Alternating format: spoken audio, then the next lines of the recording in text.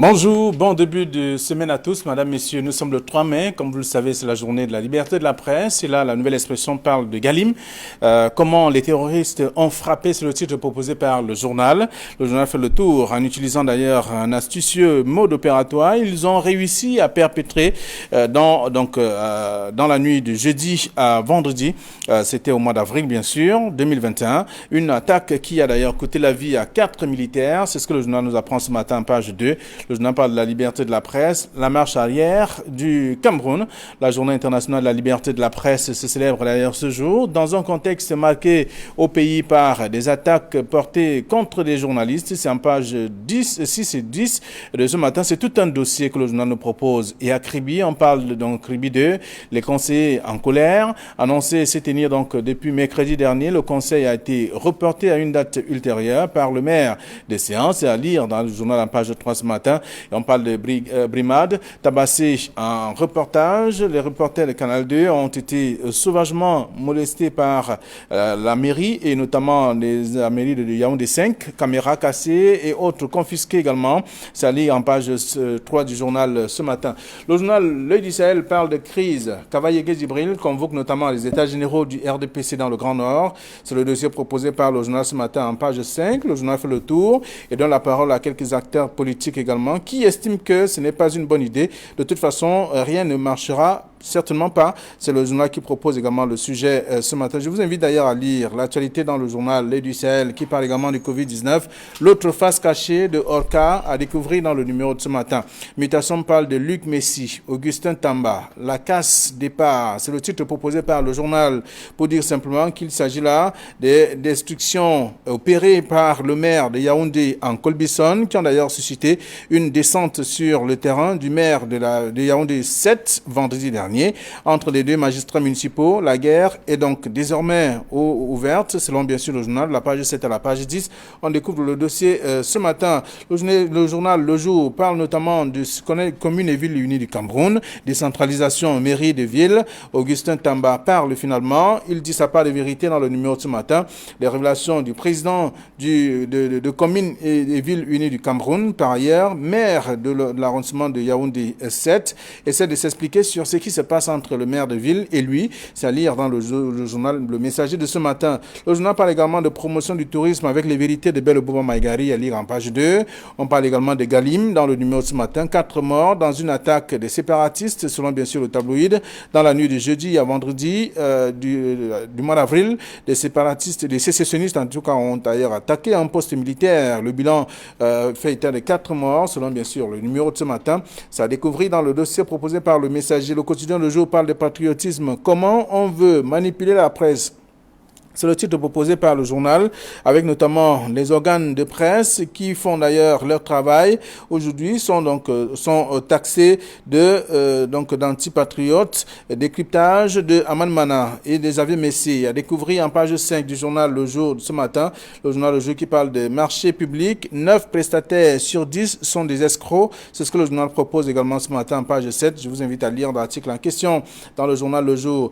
Le journal Repère s'intéresse au port de Douala à Bonabéry. Et Sérieux Sungo réussit justement le duc d'Albe pétrolier. C'est ce que le journal propose. D'autres informations concernant l'actualité également à lire dans le journal Repère de ce jour. Et puis Émergence parle de fonds Covid-19, le piège des surfacturations à découvrir dans le dossier proposé par le journal ce matin pour dire que la pression monte alors que le Fonds monétaire international attend donc les réponses du Cameroun sur la gestion même de ces fonds. C'est à découvrir dans le journal. Human Watch Watch tire donc la sonnette d'alarme. En page 5 du quotidien, Émergence en kiosque ce matin. Le journal parle également de passation des marchés publics. 24% des bons de commande vendus donc avant le lancement même du budget. C'est à découvrir dans le dossier proposé par le journal. Le même journal parle aussi du Covid-19.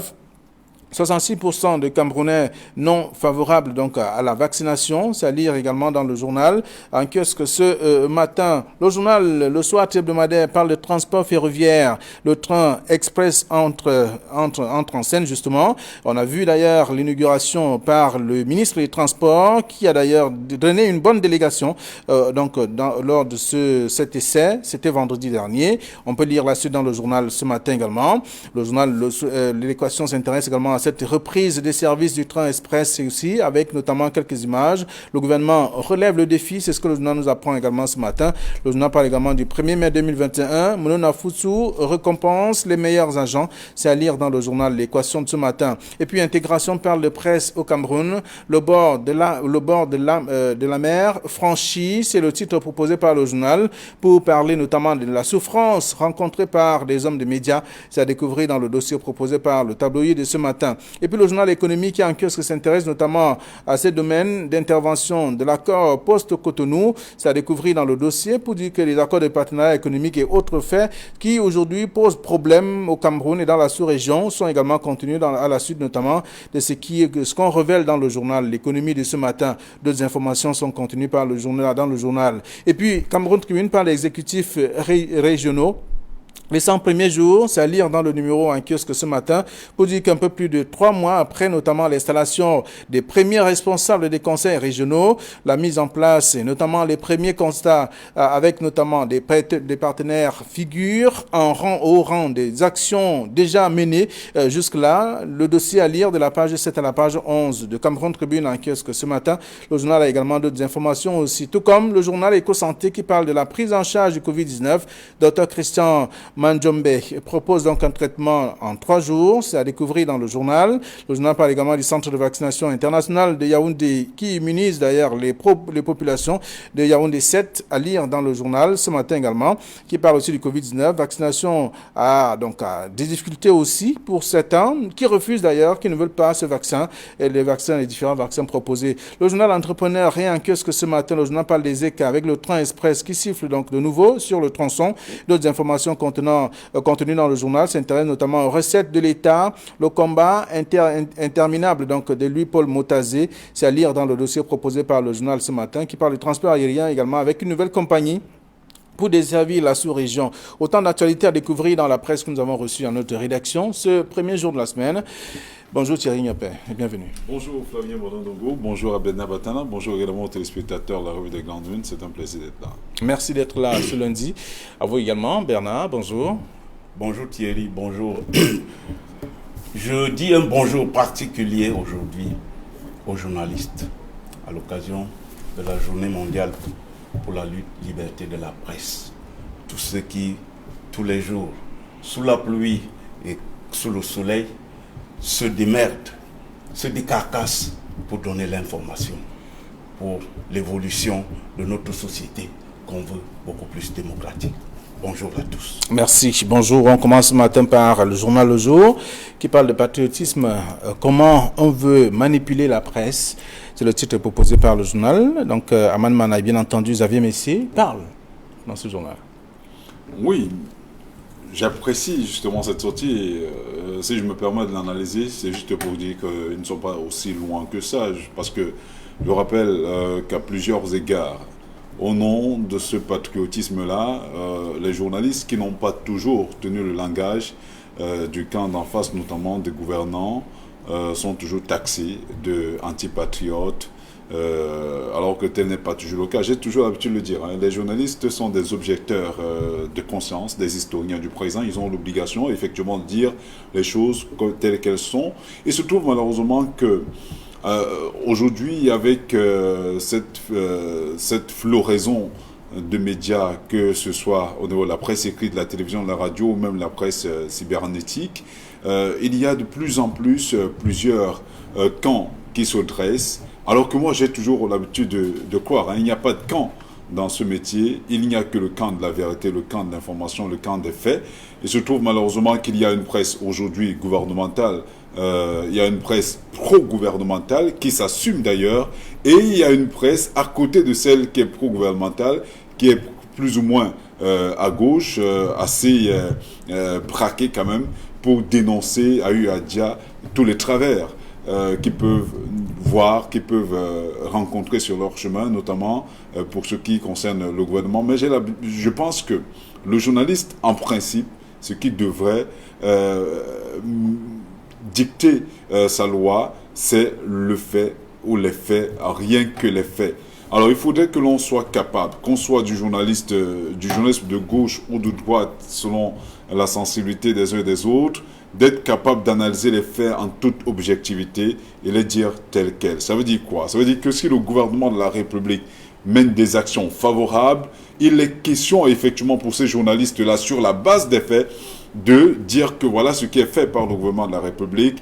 Et quand ce n'est pas le cas, il faudrait également que ces mêmes journalistes soient capables de dire au camp d'en face que ce que vous êtes en train de faire n'est pas bien. Voici la démarche en principe qu'il faudrait mener, parce que c'est également cela le rôle des journalistes, sont des objecteurs de conscience, parce que ce sont des gens qui empêchent généralement ceux qui gouvernent de tourner en rond, parce qu'ils mettent des informations à la disposition du grand public. Se trouve aussi que, certainement on en parlera, avec cette société de l'open data, il y a plusieurs formes de journalisme qui naissent, et le journalisme est plus que jamais obligé de se réinventer. Très bien. Alors, dans ce site du quotidien Le Jour de ce matin, qui parle notamment de patriotisme, avec tout ce qu'on peut imaginer, et cette sortie de Aman Manaï, des Xavier Messier. En même temps, on peut découvrir aussi à la une du journal Intégration, presse au Cameroun, le bord de la mer franchie.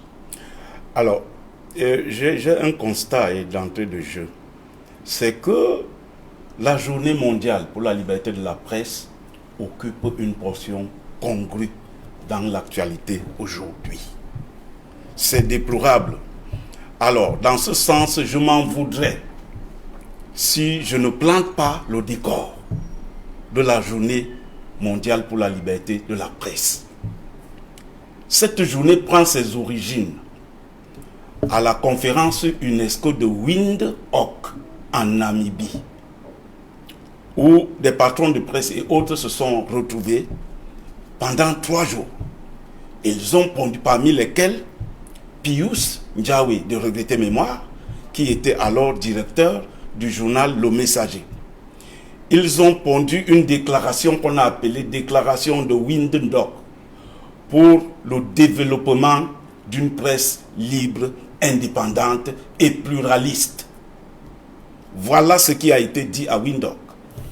En 1993, le 3 mai a été retenu définitivement comme journée mondiale pour la liberté de la presse.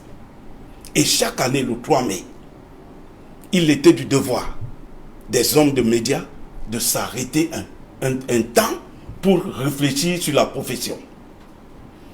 Cette année, 30 ans après, on a pour thème aujourd'hui l'information comme bien public. Parce qu'en réalité, les journalistes font un service public en donnant l'information au quotidien. Et qu'est-ce qu'il en est aujourd'hui, 30 ans après? 30 ans après, qu'est-ce qu'il en est? Je rejoins maintenant le titre de mutation du journal Le Jour. Aman Mana, c'est un vieux de la vieille. Le gars a bourlingué dans le milieu de la presse. Et c'est à juste titre. S'il pose le problème, parce que aujourd'hui, on juge le journaliste selon qu'on soit patriote ou non. Et ce mot-là, c'est comme un verre à demi plein ou à demi vide. On ne sait pas où exactement se placer ce mot. C'est une porte qui ouvre toutes les fenêtres. Mais en tout état de cause, le journaliste, comme a dit Thierry, c'est un sonneur de cloche. C'est le gardien de la conscience collective. C'est l'historien du présent. C'est l'historien des faits. Maintenant, lorsqu'on a couvert un événement sur la marche réprimée du MRC, on est patriote ou antipatriote? Où est-ce que vous mettez celui qui a couvert? On reste journaliste parce qu'on dit les faits. Les faits qu'il y a eu une marche qu'on a réprimée. Et nous, on rapporte cela. Maintenant, on va nous taxer d'antipatriotes parce qu'on a rapporté les faits. Je pense que non. Les pouvoirs publics devaient recentrer. Et comme ils devaient recentrer leur attitude face aux journalistes. Le rôle du journaliste, c'est de dire les faits. Ce n'est pas de faire plaisir aux gouvernants. Très bien. Et la journée du 3 mai vient rappeler aux gouvernants de respecter leur engagement par rapport à la liberté de la presse. Parce que la liberté de la presse, c'est aussi un indicateur du niveau démocratique atteint par un pays. Plus une presse est libre, plus la démocratie s'emporte bien. Et c'est cela qu'il faut comprendre. Cette journée vient rappeler aussi aux journalistes de respecter l'éthique et la déontologie dans le rendu de l'information. Et c'est de ça qu'il s'agit. Il s'agit d'interpeller le pouvoir public pour que les journalistes travaillent dans des conditions en toute liberté, de toute façon. Alors, donc, on parle de patriotisme. Comment on veut manipuler la presse? Ça, c'est le quotidien de jour. Et le journal Intégration ce matin parle donc de presse au Cameroun, le bord de la mer franchi, carrément. Oui, parce que quand vous regardez quand même le paysage médiatique camerounais, il y a quand même de fortes raisons de croire que le ciel est plus ou moins obscur. Plus ou moins, pourquoi? Parce que parfois, quand vous êtes en couverture, il se trouve qu'au-delà d'être patron de presse, on n'arrive pas à se départir justement de cette qualité de journaliste de terrain. Quand vous êtes justement sur le terrain en pleine action, il y a des fois où l'accès à l'information devient une véritable gageure. Parfois même, on vous la donne en fonction du bord, en fonction du bord auquel vous appartenez. Alors, si vous êtes un journaliste d'un média de service public, notamment Cameroun Tribunaux, CATV pour les nommer ici, parce que ce sont les seuls qui existent actuellement au Cameroun, vous avez facilement accès à l'information. Mais quand vous êtes du côté du privé, ça devient vraiment la croix et la bannière, au point où il n'est pas du tout aisé d'avoir accès à cette information-là. Et on a l'habitude parfois de dire que même le premier des Camerounais, qui est le président Biya, n'est pas assez ouvert par rapport à la presse de manière générale. Parce que on compte des fois où le chef de l'État a réuni, il n'a presque jamais réuni, il faut le dire, les hommes de médias en face pour discuter de l'actualité et entrer à la marche du Cameroun, et entrer au fonctionnement de son gouvernement, et entrer justement à la position du Cameroun sur le plan multinational. Il n'y a jamais eu de rencontre pareille, comme on le voit sous d'autres cieux. À côté de cela, parce que si lui est incapable de donner ce ton-là, vous croyez que ces ministres feront comment? Ils feront pratiquement rien du tout. Vous trouverez, aujourd'hui, il y a, heureusement, c'est le ministre Issa Tiroma qui l'a amené au ministère de la Communication. Maintenant, le ministre Emmanuel Sadi le fait. Il y a des rencontres entre des journalistes et certains membres du gouvernement pour donner une position assez claire de la marche du pays. Mais je continue à croire que les gouvernants et les journalistes doivent travailler d'une manière ou d'une autre en synergie, parce que nous avons, le tout n'est pas de faire, mais le tout également de dire ce qu'on fait. Maintenant, à côté de cela, il y a des reculades, c'est clair. Il y a des reculades parce qu'il y a des journalistes qui continuent d'être emprisonnés dans l'exercice de leurs fonctions. Et on peut se tromper dans le traitement de l'information. Pourquoi? Simplement parce que parfois, quand vous voulez avoir accès à une information, on ne vous la donne pas, et face à ce manque d'informations-là, le journaliste utilise généralement les sources qui sont à sa disposition, et ces sources justement peuvent être parallèles, elles peuvent être manipulées et manipulables. Donc parfois ils se retrouvent empêtrés dans la diffusion de l'information malheureusement qui ne devrait pas être diffusée comme telle. Alors, parce qu'au niveau du recoupement d'informations, il y a eu quelques difficultés. Donc, et quand on a déjà des difficultés au niveau du recoupement d'informations, on aura également les mêmes difficultés au niveau du traitement et également au niveau de la diffusion. Donc, quand on est à ce niveau, on a nécessairement des problèmes. Il faudrait donc qu'on accompagne les gouvernements à ce niveau. C'est pour ça que quand vous regardez même le classement donné par Reporters sans frontières, il y a encore eu reculade cette année. Donc, le Cameroun recule de plus en plus et on est carrément vers le peloton de fin. Pour ce qui est des libertés de la presse, il faudrait qu'on aille au-delà pour accompagner justement ces médias. Et puis quand vous parliez de la dernière fois de l'appui à la presse privée, quand vous regardez 180 millions de francs CFA qu'on met à la disposition des journaux privés, je vous rappelle qu'il y a eu, si je vous donne le nom, vous tomberez à la renverse, mais aucun journal en dehors d'un quotidien comme Mutation a eu 2 millions, tous les journaux se retrouvent entre 1,2 million et 1,8 million. Je vous rappelle que le coût de tirage d'une seule édition de journal tourne autour de 250 000 francs CFA avec les charges y afférentes. Donc, avec 1,2 million, on ne peut même pas tirer 5 éditions. Imaginez quand vous êtes hebdomadaire, c'est pratiquement l'argent dépensé en un seul mois, alors que le journal doit vivre. Alors, en ce jour de rappel, en fait, justement, 365 jours. Et donc, puisqu'on parle de la liberté de la presse, est-ce la marche arrière du Cameroun aujourd'hui? C'est le surplace.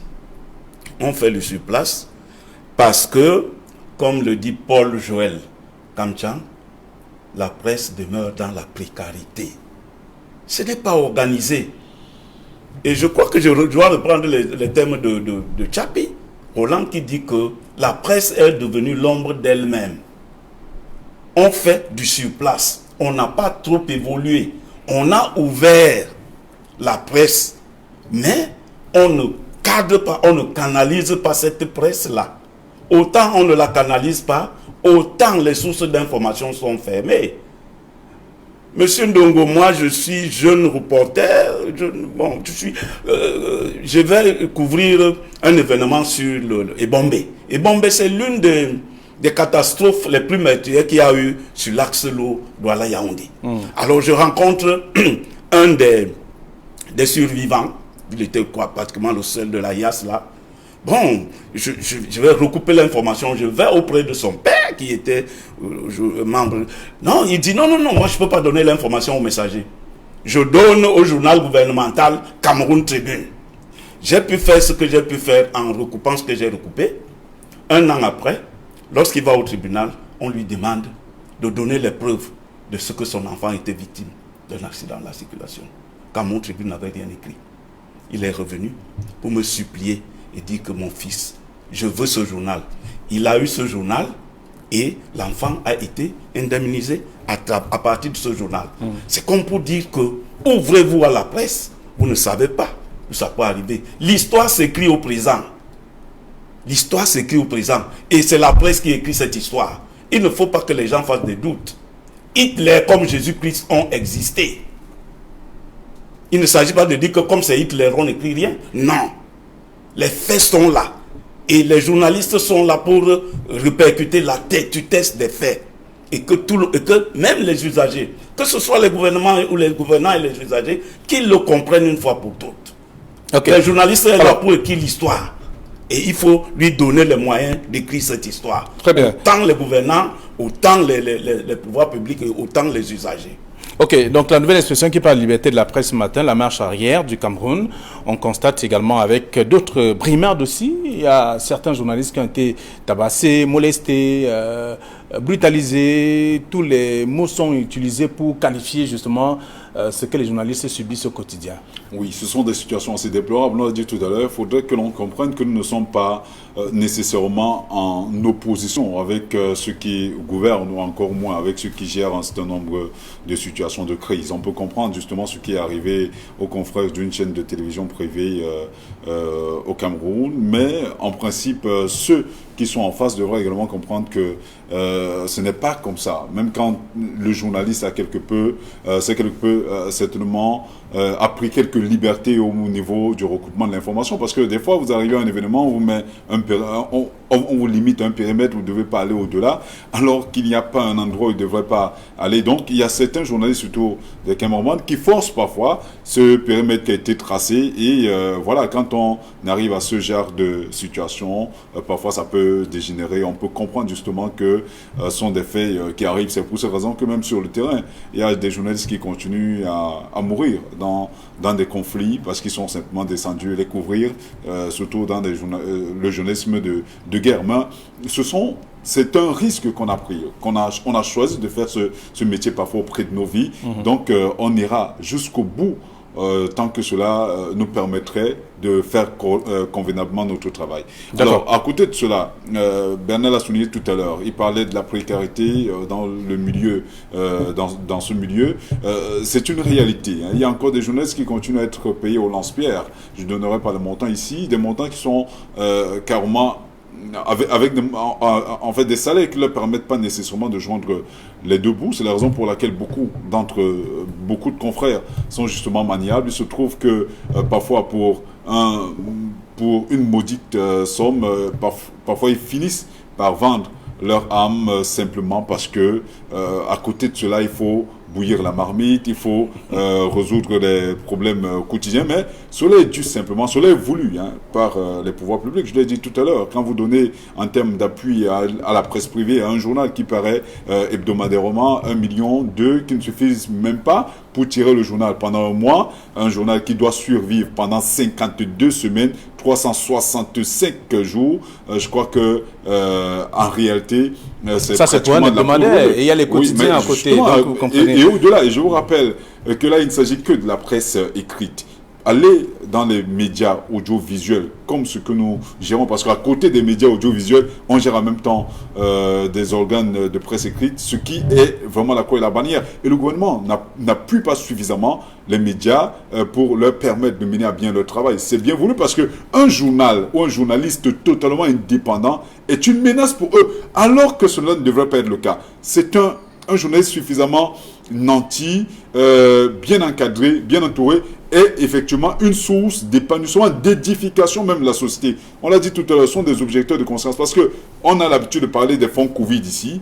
Il n'est pas possible que l'on puisse distraire 180 milliards de francs CFA sans qu'une véritable traçabilité soit faite là-dessus. Alors, quand le journaliste le dit, on dit qu'il est antipatriote. Non, il est effectivement question pour ces gens, pour ces hommes et femmes de médias, de dire voilà la ligne à suivre.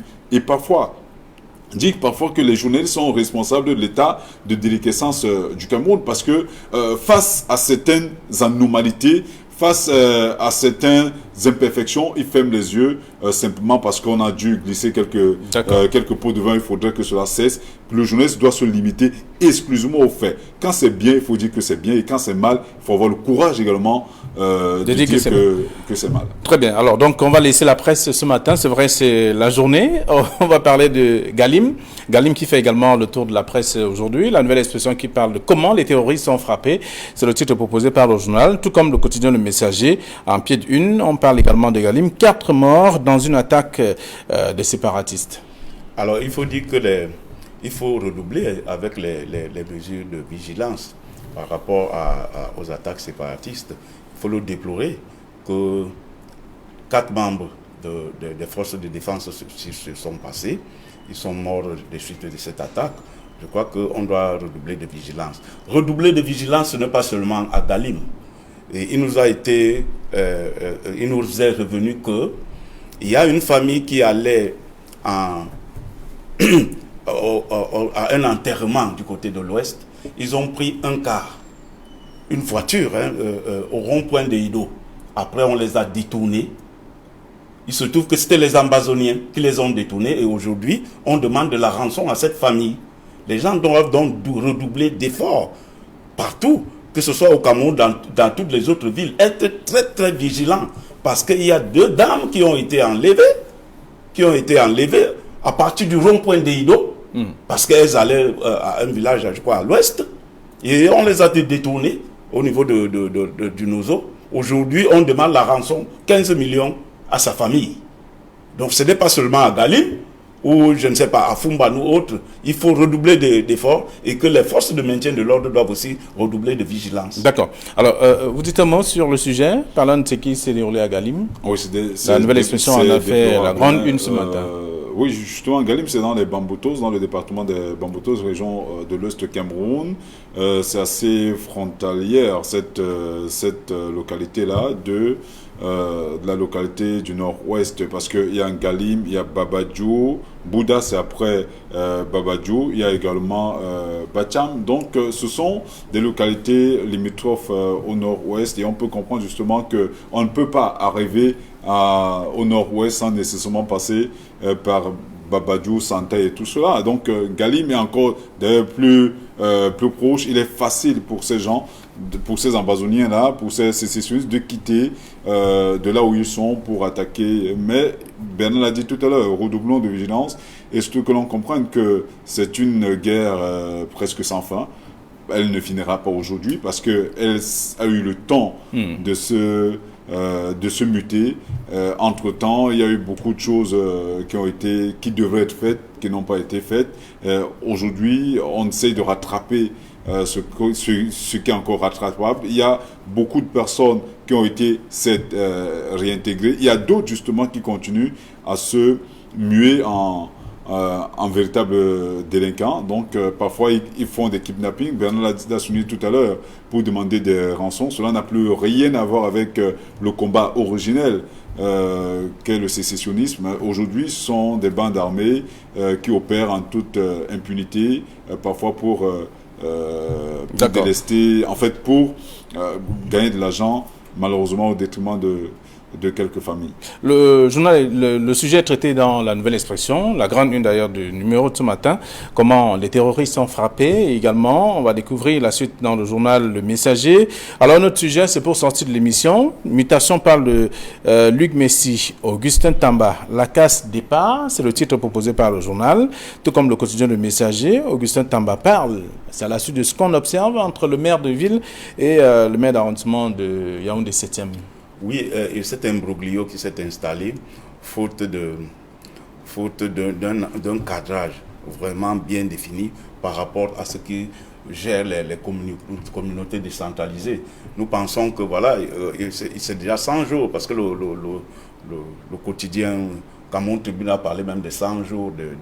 Non, nous pensons que les rôles devaient être clairement définis, que chacun sache la limite de ses compétences.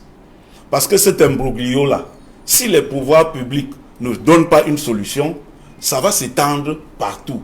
Parce qu'il y a comme un trafic, il y a comme un trafic d'influence entre les maires, les conseillers, les conseillers régionaux et autres là. Il y a un imbroglio qui s'est installé faute d'une réglementation bien rigoureuse. Moi, je pense qu'on devait s'y tabler. On devait même procéder par des séminaires et autres là, pour que chacun soit imprégné du rôle qu'il joue. On a par exemple le ministère de décentralisation, il y a le ministère de l'OMINDUP, et il y a le super maire et autres là. Non, il y a trop d'interférences dans leur rôle, où il faut donner un recadrage pour que les uns et les autres suivent la. Alors Thierry, vous n'allez pas vous prononcer sur ce sujet. Là, on laisse son lecteur d'aller lire, puisque nous sommes arrivés à la fin de cette première édition de la semaine de la Rue de Grande Une. Nous souhaitons de passer une très bonne journée, et surtout en compagnie des programmes d'Equinox Télévision. Demain, 9h20 pour l'édition 10e de la semaine.